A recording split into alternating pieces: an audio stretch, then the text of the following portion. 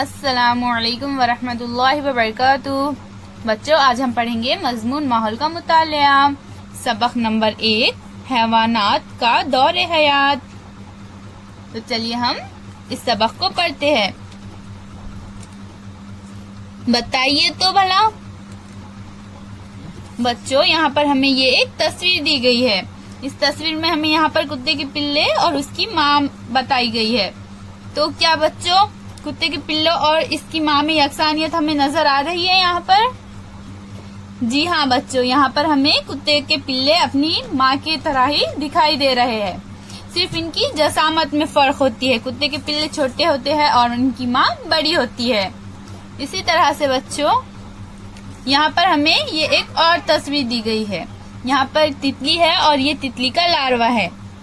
तो बच्चों, तितली और तितली के लार्वे में भी क्या हमें यकसानियत नजर आ रही है?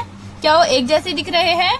नहीं, तितली और उसके लार्वे में बहुत फर्क होता है बच्चों। दोनों भी अलग अलग होते हैं, अलग अलग हमें नजर आते हैं।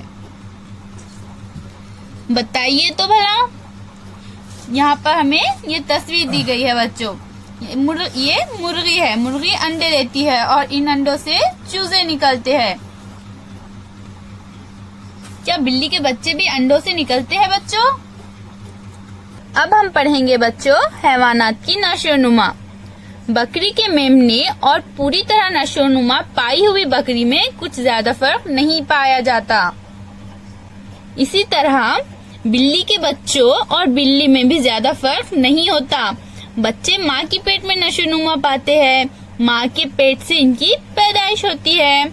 ये हैवानात अंडे नहीं देते, लेकिन बकरी, कौवा, गिरगुट जैसे कुछ हैवानात अंडे देते हैं। अंडों से चूजों की पैदाइश। चूंटियाँ, तितलियाँ, मछलियाँ, मेंढक, सांप, ये तमाम हैवानात अंडे देते हैं। आमतौर पर इनके अंडे हमें देखने नहीं मिलते। कुछ छोटे हैवानात के अंडे बहुत छोटे होते हैं। वो तो हमें आसानी से नजर भी नहीं आएंगे, इसलिए हम इससे वाकिफ नहीं होते हैं कि ये हैवानात अंडे देते हैं। लेकिन बच्चों, मुर्गी अंडे देती है, ये हम सब जानते हैं। मुर्गी के अंडे इतने बड़े होते हैं कि ये हम आसानी से देख सकते हैं। मुर्गी अंडे देती है। अंडों में चूजों की नशोनुमा के लिए हरारत की जरूरत होती है, इसलिए अंडे देने के बाद मुर्गी अंडों पर बैठी रहती है और अंडों को हरारत, गर्मी पहुंचाती है। अंडों में चूजे आहिस्ता आहिस्ता बढ़ने लगते हैं। ये इस तरह से बच्चों, मुर्गी अंडों पर बैठी हुई रहती है और अंडों को हरारत देती है ताकि अंडों में चूजे आहिस्ता आहिस्ता बढ़ने लगे। नशोनुमा मुकम्मल होने पर चूजे अंडे के खोल को तोड़कर इस तरह से बाहर निकल आते हैं। जरा बड़ा होने तक मुर्गी चूजों का ख्याल रखती है।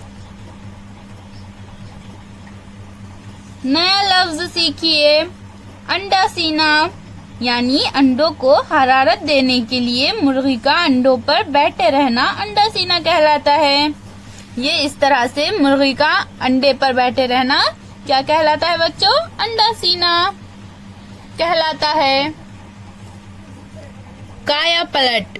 मेमना और बकरी में यकसानियत पाई जाती है। चूजा और मुर्गी में भी यकसानियत पाई जाती है, लेकिन तितली के लार्वे और तितली में बहुत ज्यादा फर्क पाया जाता है। बच्चे और पूरी तरह नशोनुमा पाए हुए हैवान में नुमाया फर्क होना काया पलट कहलाता है। अब हम पढ़ेंगे बच्चों तितलियों में काया पलट।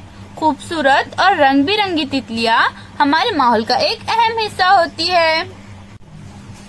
तितलियों की जिंदगी नबातात के कुर्बत में गुजरती है बच्चों। तितलियों की नशोनुमा के 4 मरहले हैं: अंडा, लार्वा, प्यूपा यानी खौल और बालिग। इनमें बालिग मरहले दौर को हम तितली कहते हैं। चितरंगी तितली हमारे यहाँ बहुत ज्यादा पाई जाती है। इसकी मिसाल के जरिए हम देखेंगे कि तितलियों की नशोनुमा किस तरह होती है। ये चितरंगी तितली है बच्चों। चितरंगी तितली की मादा रुई यानी आक के पत्तों पर अंडे देती है। ये आक के पत्ते हैं बच्चों, इस पर चितरंगी तितली की मादा अंडे देती है। ये इस तरह से अंडे देती है। 6 से 8 दिनों में इन अंडों में से लार्वे इस तरह से बाहर निकलते हैं। तितली के लार्वे को सुंडी कहते हैं। सुंडी अंडे से बाहर निकलती है और फौरन खाना शुरू कर देती है। जिस पत्ते पर वो अंडे से निकलती है, इस पत्ते को भी कुतरकर खा डालती है।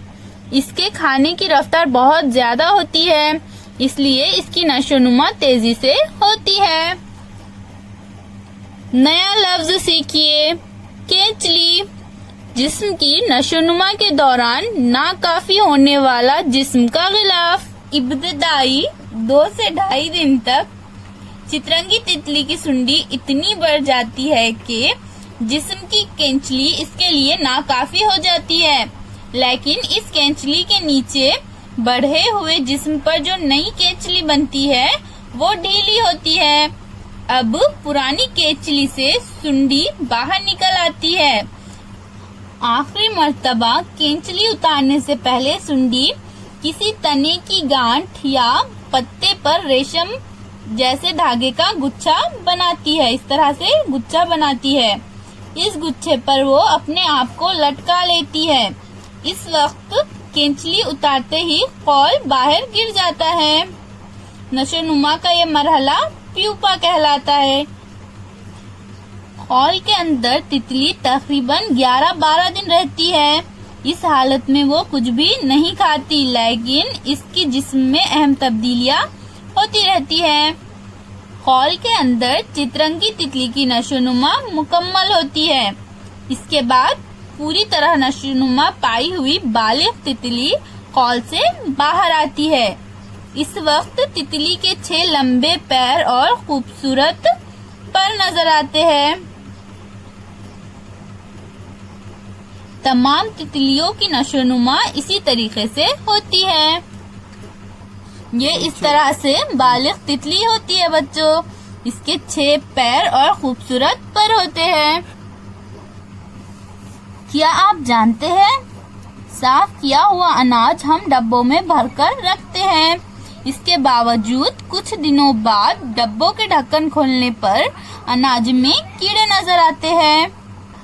अनाज के गोदाम, बनिए की दुकान और हमारे घर जैसे किसी भी मुकाम पर अनाज में कीड़े हो सकते हैं।